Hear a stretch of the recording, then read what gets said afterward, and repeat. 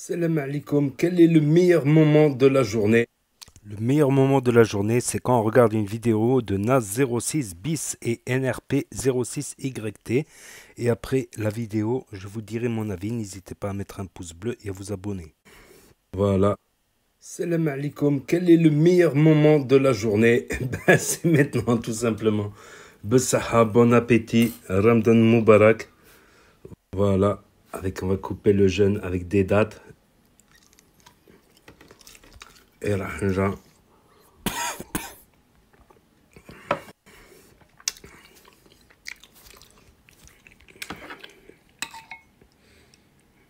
Là, j'ai fait la harira un peu épaisse. Bon, là, je vais la faire. Celle d'après, je vais la faire légèrement moins épaisse. Voilà.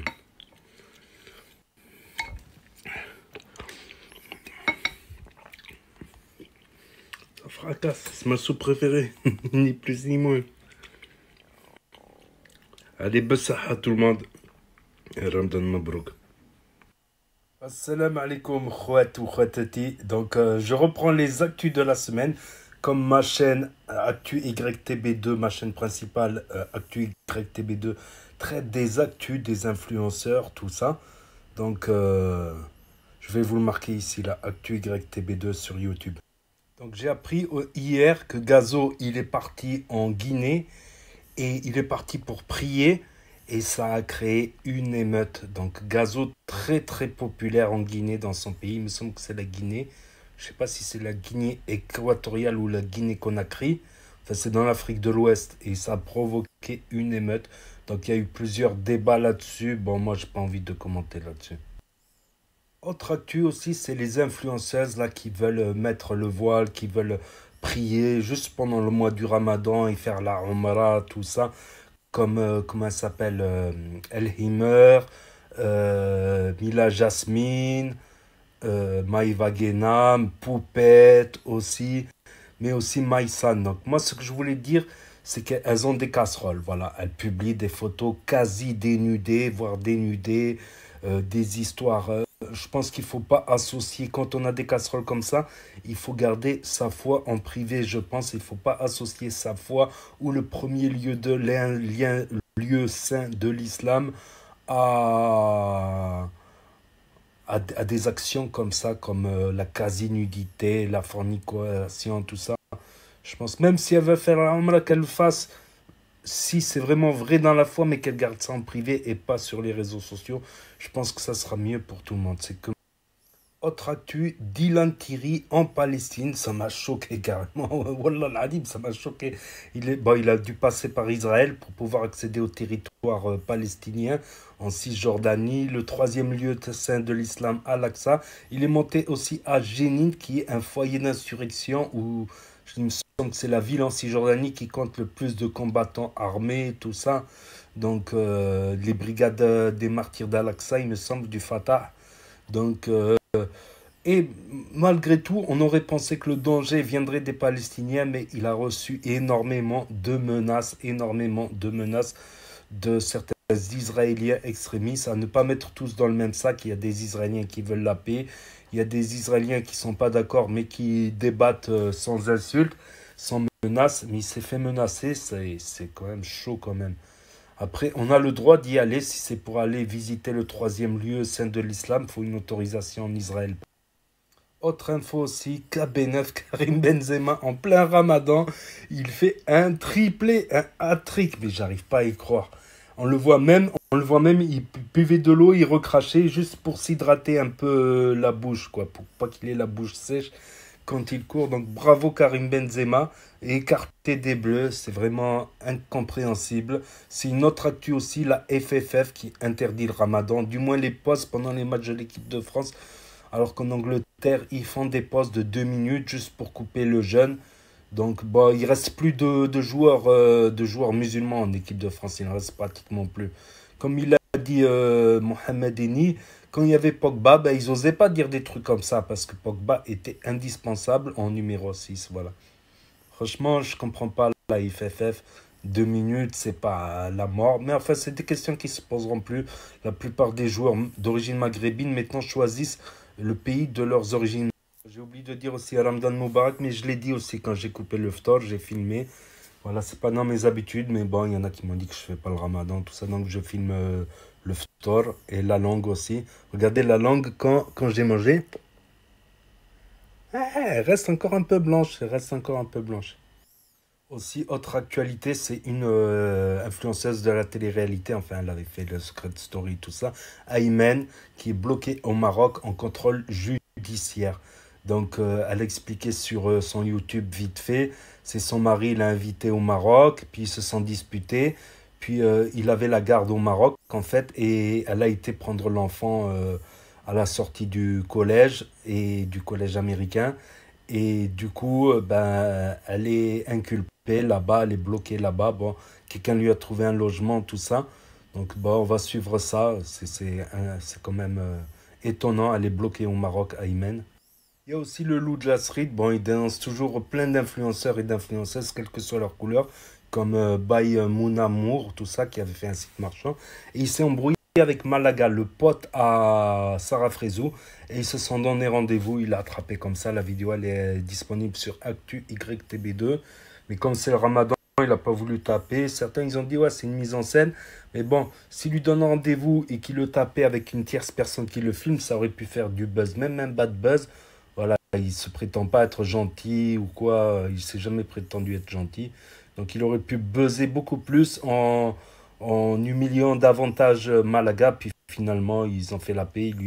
Il l'a prévenu, il lui a dit fais attention, moi je suis gentil, mais d'autres seront peut-être pas aussi gentils.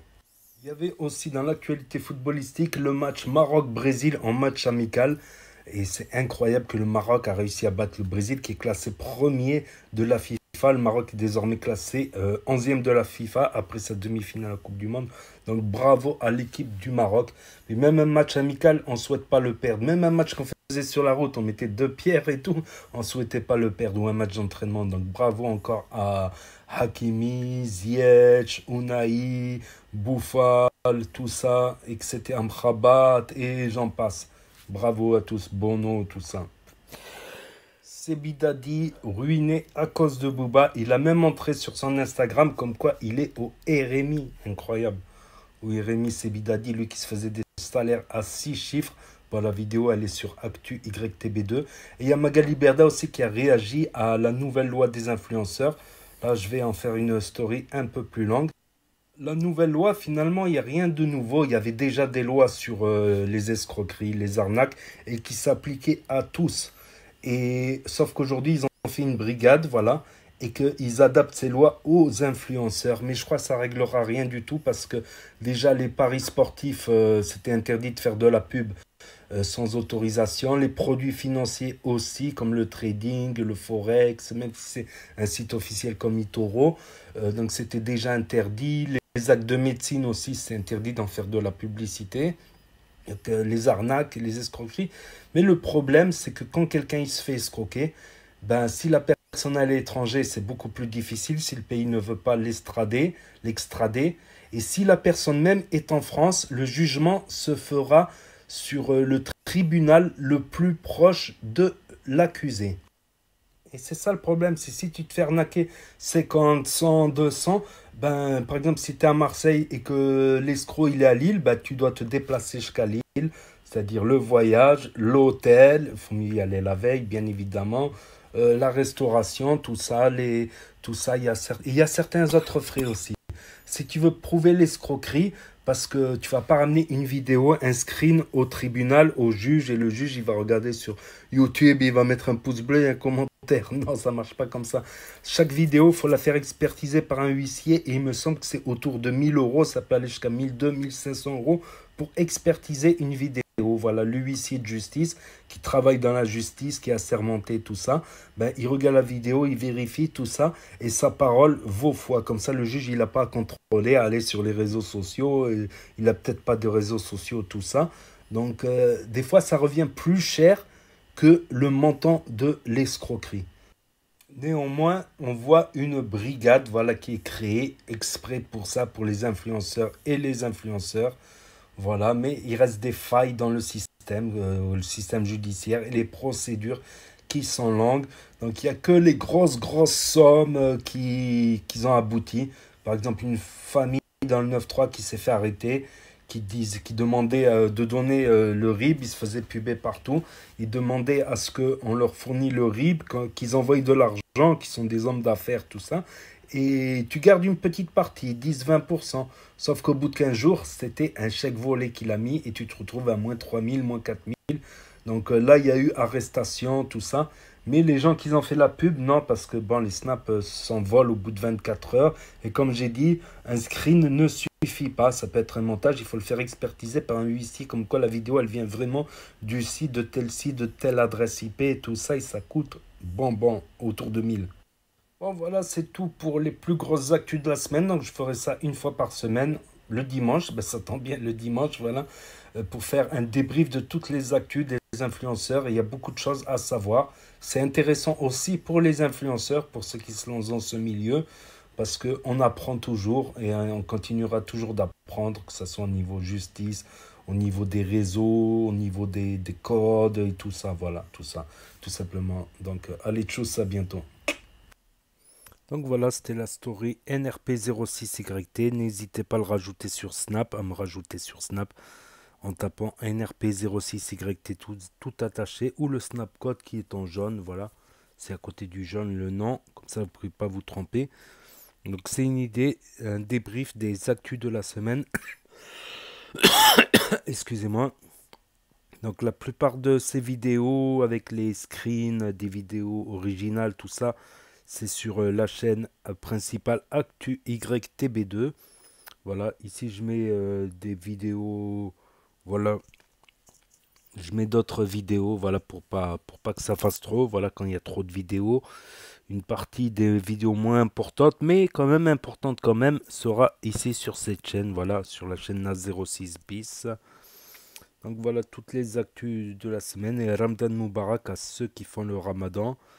Bien sûr, avec la petite soupe halala en début de vidéo. Voilà, n'hésitez pas à me dire ce que vous en pensez dans les commentaires, à mettre un pouce bleu, à vous abonner, à cliquer sur la cloche.